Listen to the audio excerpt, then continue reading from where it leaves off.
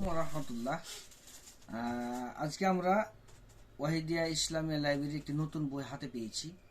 যে বইটি আরবি মিডিয়াম, তাইসির মুস্তালাহিল হাদিস, যে লেখক হচ্ছে ডক্টর মাহমুদ আত-তুহান রাহিমাহুল্লাহ। তো এই বইটি আরবি মিডিয়ামে, এই বইটি উসুলুল হাদিস বিষয়ক।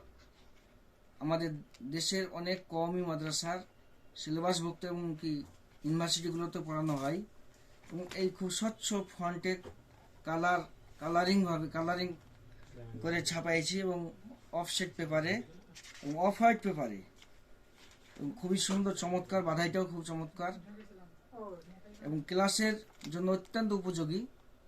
ছাত্রদের পড়ার খুবই সাশ্রয়, সুন্দর হবে।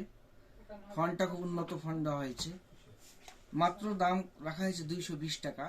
প্রকাশনীর পক্ষ থেকে বইটি সংগ্রহ করার জন্য আহ্বান রইল।